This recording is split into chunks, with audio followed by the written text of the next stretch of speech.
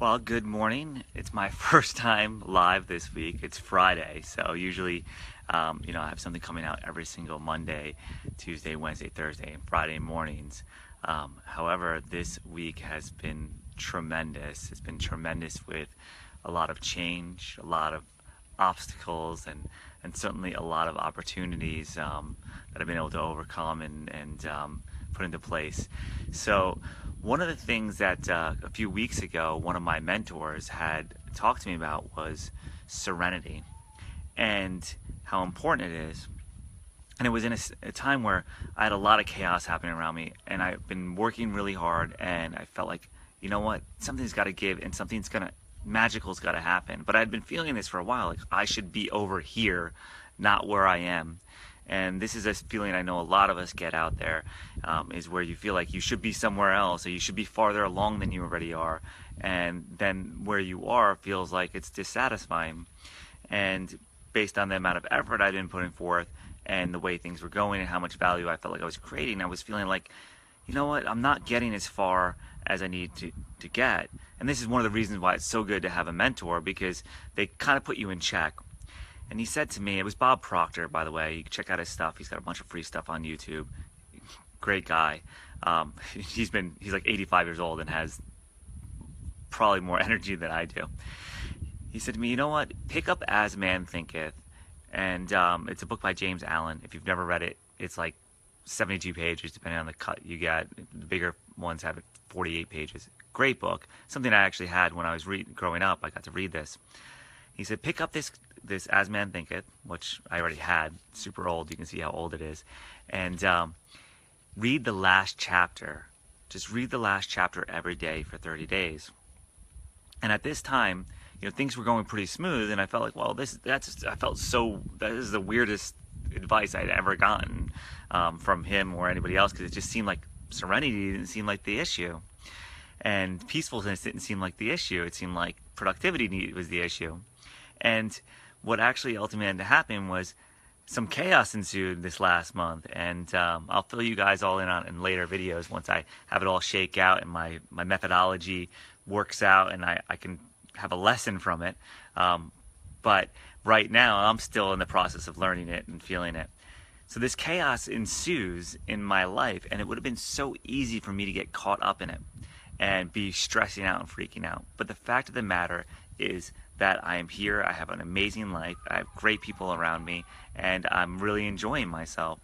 So I didn't get attached to this chaos. And this passage I've actually been reading every single day this month, and we're almost through the month. And today I really wanted to just share it with you, because I know that so often thinking that we're busy and being productive, it feels like the right thing to do. Like we have our to-do list that we'll never get all through the to-do list, and we're just too busy to do so many things, and we're too busy to do some of the things we should be doing, and we're too busy to be doing the things we want to be doing. And the reality is we should be doing the things that we want to be doing. That's what we should be busy doing. And that doesn't mean we shun all of our responsibilities, because our responsibilities should be tied to something that we ultimately want, right? So yes, Roll, you are great.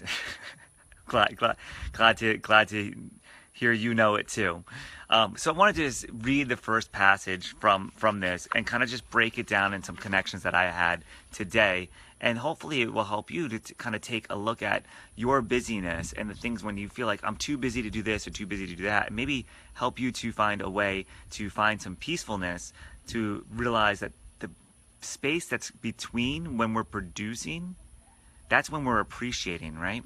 So we need to open up room for that space. So when we have that peacefulness, that serenity inside of us, the calmness, that's when we actually can become truly grateful, truly appreciative, truly be in the moment, and truly be in love. And that doesn't mean that we don't go and do all kinds of things and produce all kinds of things. It's about the balance of it and make sure that we're doing the right thing. So the first passage here is, calmness of mind is one of the beautiful jewels of wisdom. It is the result of long and patient effort in self-control.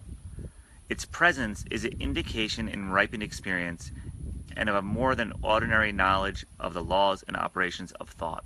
So if you break that down in real simple terms, it's actually a result of practice.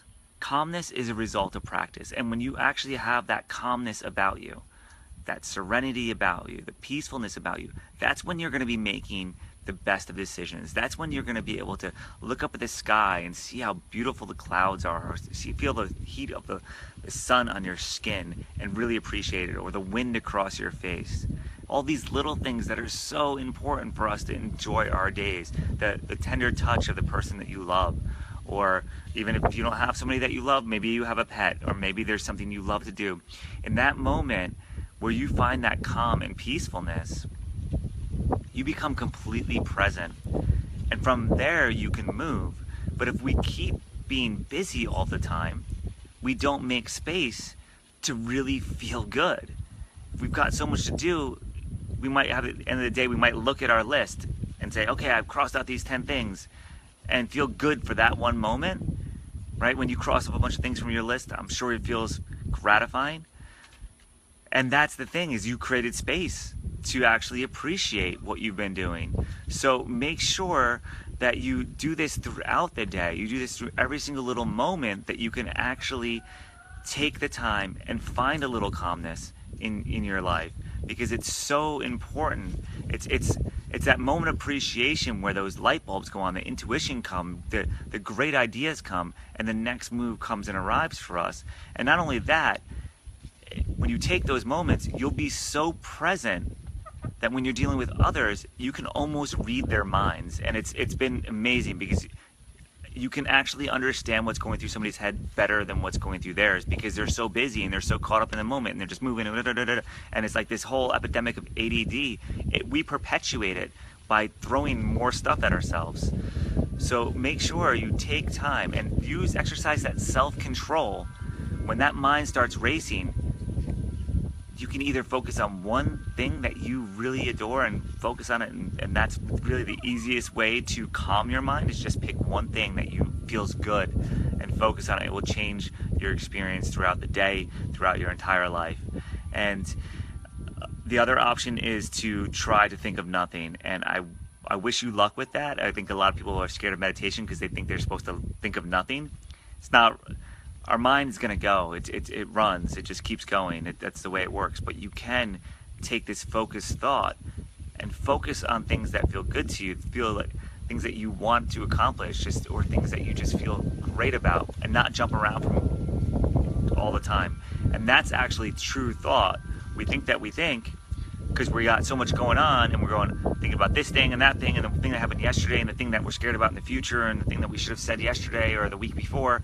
That's not thinking. Thinking is sitting on one topic that you want to accomplish and figuring out how to accomplish it, or just believing that it's possible. Just believe that it's possible. Just feel it and make it real in your mind. And that's real, true thinking. And when you do that and you have that presence, then things start to happen magically. The relationships you have get better, and you actually see through. You can tell that somebody's being insecure, and rather than being like, that person's weird, or they seem like they're freaking out all the time, the reality is you can tell that they're actually just insecure about themselves. And then you know what to say. You know how to respond, rather than being like sharp or quick with them because they seem like they're all over the place. You have a little bit of compassion because you know what it felt like too. So you can say the right thing and actually get them feeling better. Or you might know that I just need to leave this situation because this person is just going to make my day hell, or my life hell, as long as they're in it. So it's up to you. But take those moments, take that calmness between every single action. Just realize it and feel it, and appreciate that wind across your face, appreciate that sun in your skin, appreciate the sky, the clouds in the sky, and the people around you. In that space, that's where the moments of genius come. So if you haven't picked it up, if you haven't read it, I've talked about it a couple different times. It's As Man Thinketh by James Allen. Actually, it's free. You can get PDF versions of it all over the internet. You can just Google it. I think I have it on the Ian Gray site, a copy of it. It's a great book. But just find some peace in your day make space to find that appreciation between those actions, between those to-dos, and just appreciate what you've got. Because if you're able to watch this video you got first world problems, you got rich people problems, and rich people problems are great to have because we can solve them. So thank you so much for tuning in. Please share with anybody that you think this might help, might be appropriate. I really appreciate it, and have a great day, and I'll try to get another video out to you this weekend. Have a wonderful, wonderful weekend. Enjoy life. Hey, and Ben, thank you. I got the springs. I'm gonna give you I'm gonna shoot you a message right now.